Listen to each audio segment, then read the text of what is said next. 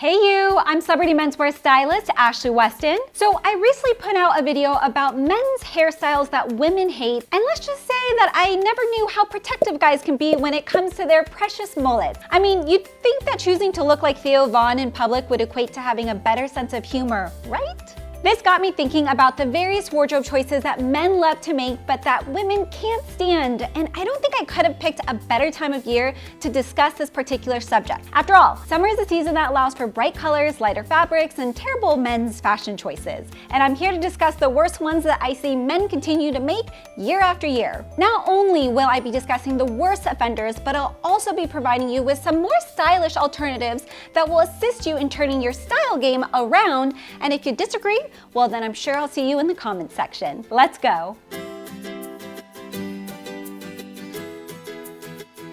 So the first item on my list is a menswear piece that I see guys of all ages continuing to rock despite its boring and outdated DIY dad aesthetic. It's a pair of cargo shorts. Guys, I hate to break it to you, cargo shorts don't look good now, they've never looked good in the past, and they will never look good no matter what color you get them in. The main reason why is that most cargo shorts are usually about a foot in length, which means that unless you have cartoonishly long legs, they will finish just below your knee. This is not what you want, as what it essentially does is throw off your overall silhouette to make your whole body look misproportioned in all the wrong ways. And I get it, cargo shorts have a distinct utilitarian design that could be considered handy, but do you really need all those pockets? I mean, not only do they look bad aesthetically, but if you fill them with too much crap, then you'll be showing more ass than Cardi B's Instagram profile. If you do want to wear shorts when the weather heats up, then go for a pair of flat front shorts instead. They're cool, they're casual, and they look a million times better than their pitiful pocket-filled cousin. So I'm a firm believer that a guy doesn't need to change his physique for him to look incredible.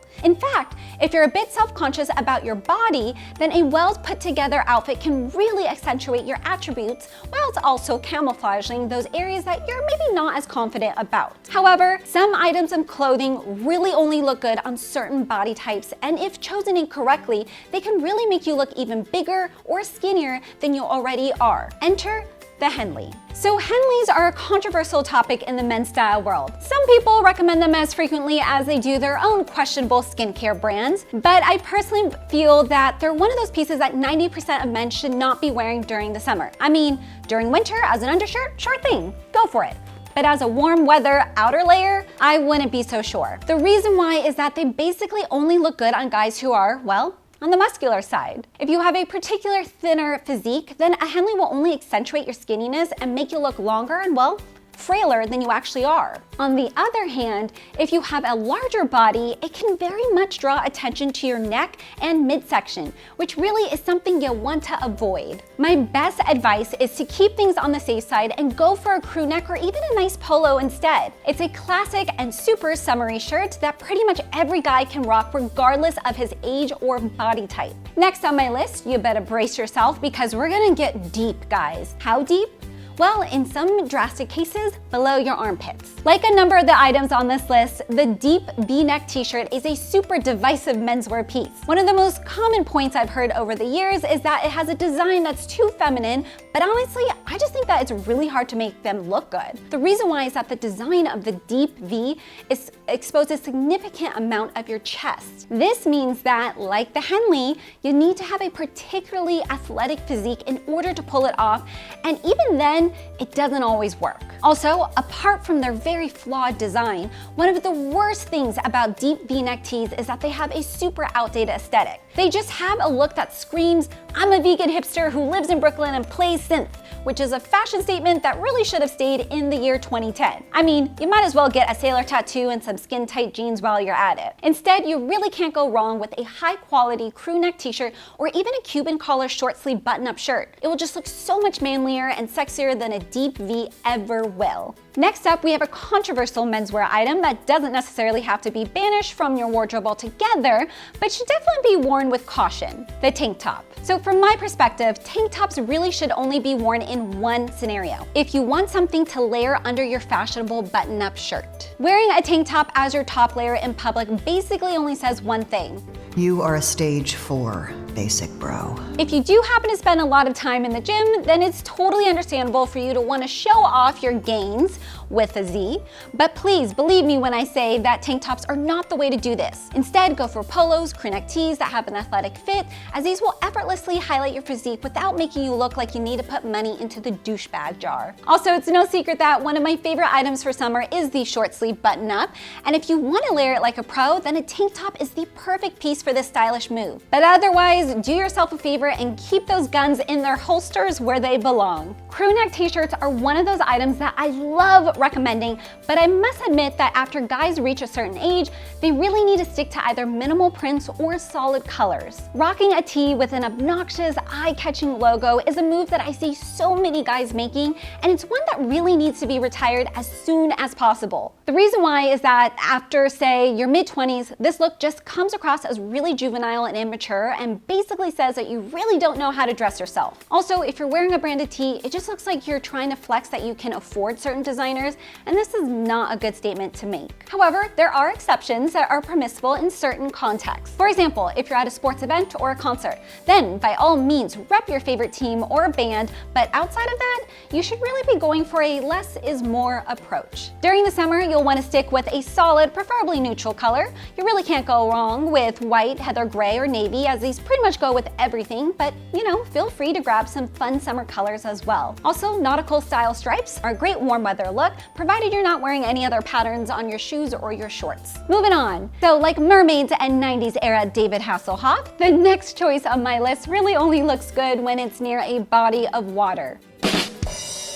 You guessed it, it's a pair of open-toed sandals or flip-flops. Guys, I don't know why year after year I continue to see so many men donning flip-flops whenever the weather gets even a teensy bit warmer. I mean, not only do they drag down the rest of your outfit, which in my eyes is an unforgivable offense, but they also reinforce the idea that men's toes should be seen in public. This is not the Shire and you are not the Hobbit. The most common argument that guys make in favor of flip-flops is that there's no other footwear that allows their feet to breathe in hot weather, but they are wrong. Loafers, driving mocks, espadrilles, the list goes on. If worn correctly with no-show socks, these types of shoes not only allow your feet to breathe with a much more comfortable fit, they also look a million times better than any pair of flip-flops ever will. Now, if you find yourself feeling tempted to wear flip-flops, just ask yourself the following question. Am I going to the beach or swimming pool? If the answer is no, then we don't need to see your toes. So now it's time to talk a bit about accessories, specifically the accessory that you're probably going to be wearing the most once the weather warms up, and that is your sunglasses. Now, this is not me saying that you should not be wearing sunglasses. Far from it.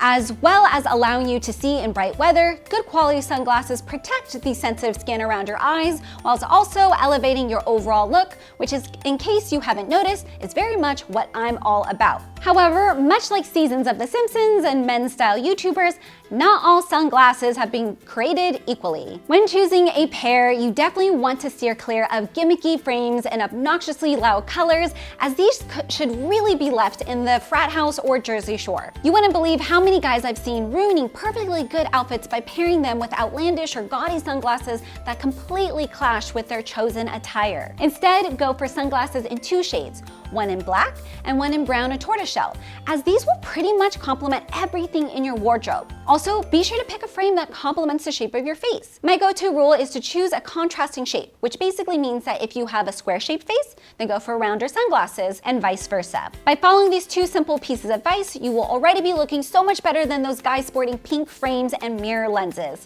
Ugh. And while we're on the subject of accessories, we really need to discuss a piece that really needs to be reined in, and that is the bracelet, aka the brocelet. So like every red-blooded woman, I just adore it when a guy rolls up his sleeves to flash some of that forearm. It's simple, it's seamless, it's sexy. But what's that? Oh, it's half a dozen beaded and leather bracelets, all in different colors, going from your wrist up to your elbow. Oh boy. One of the things that guys need to understand about accessories is that less is always more.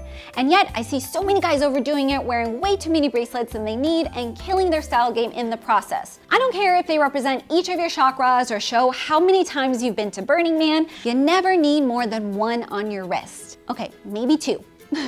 And if you want to elevate your sense of personal style, then consider swapping out the beads for a minimal metal cuff instead. It may feel a bit strange at the start, but it's one of those accessories that really does separate the men from the boys. And there we have it. Thank you so much for watching. See you in the next one.